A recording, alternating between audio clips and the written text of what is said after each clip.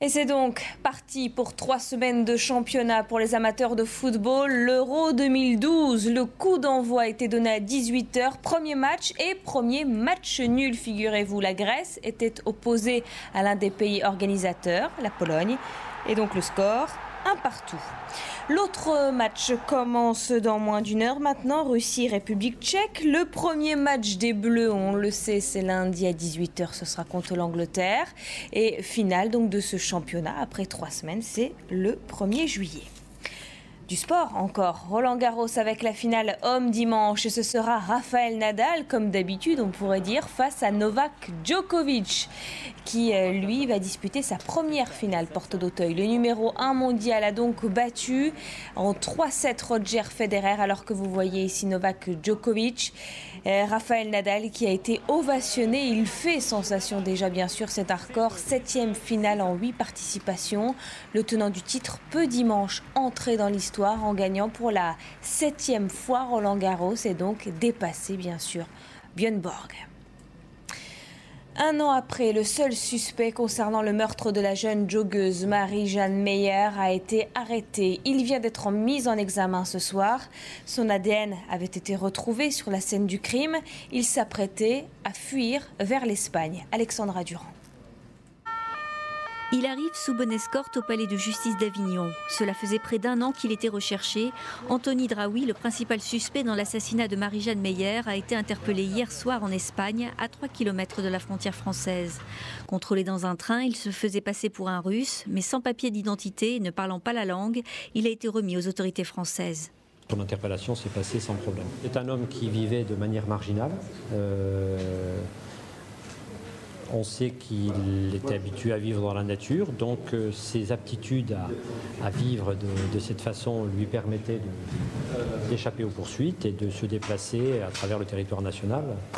Marie-Jeanne Meyer, 17 ans, a disparu le 18 juin 2011 alors qu'elle faisait son jogging sur les hauteurs de Tournon-sur-Rhône.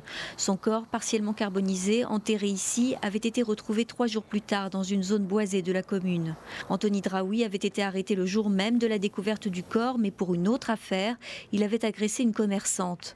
Lorsque son ADN a été identifié sur la scène de crime, il était trop tard. L'homme avait disparu à l'issue de ses gardes à vue. L'ancien gestionnaire de fortune de Liliane Bettencourt face aux anciens employés de la milliardaire. Patrick Demestre, pour la première fois, a été confronté à l'ex-comptable et l'ex-majordome de Liliane Bettencourt. Les juges les ont entendus sur ce transfert d'argent, des mallettes en liquide qui auraient pu être transmises à Eric Woerth, l'ancien trésorier de Nicolas Sarkozy, pendant la campagne de 2007. Donc on cherche à savoir où sont passés ces 4 millions d'euros.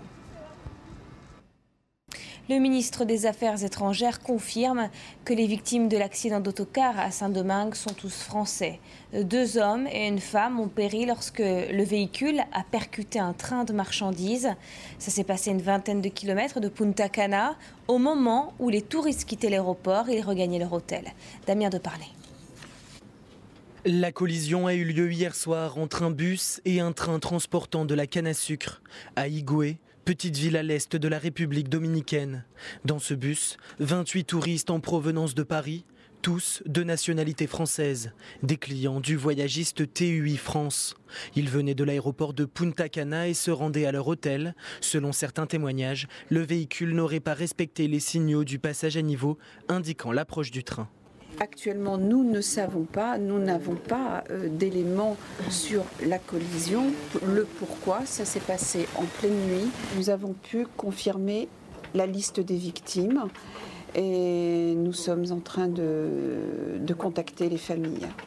Le Quai d'Orsay a mis en place une cellule de crise. Sur place, le voyagiste TUI a pris en charge le transfert des blessés vers la clinique la plus proche. Une équipe médicale française a été envoyée pour coordonner et assurer le suivi des victimes. Et une femme qui est sortie de l'hôpital ce soir accable le chauffeur. Elle parle d'une attitude désinvolte, donc au moment où le bus a franchi ce passage à niveau. En Syrie, alors que Washington, Londres et Paris préparent un projet de résolution au Conseil de sécurité de l'ONU, les bombardements pleuvent dans tout le pays, à Homs dans le centre, à Talbissé, à la frontière libanaise, à Damas. Il y a eu un attentat à la voiture piégée. 2 membres des forces de sécurité ont été tués. Comme tous les vendredis, des milliers de Syriens sont dans les rues et de plus en plus, ils jugent la présence des observateurs de l'ONU inutile. Audrey Poiret.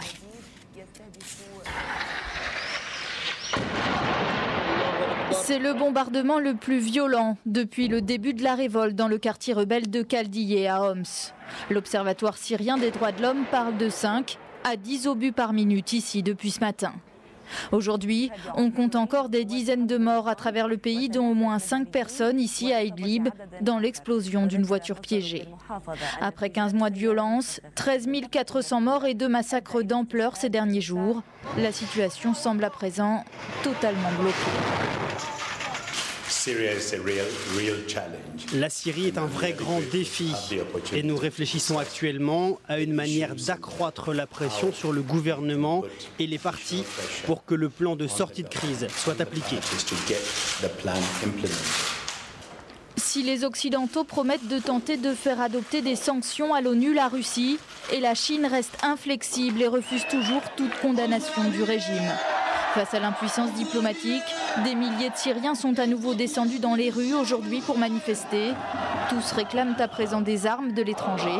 Nous ne voulons plus de révolte pacifique, scandent-ils. Nous voulons des balles et des kalachnikovs. Le journal de l'économie tout de suite sur LCI. Ensuite, Magali Boissin reçoit Guy Verhofstadt, qui est le chef du groupe libéral au Parlement européen. Un petit coup d'œil juste avant sur le temps de notre week-end avec Catherine Laborde.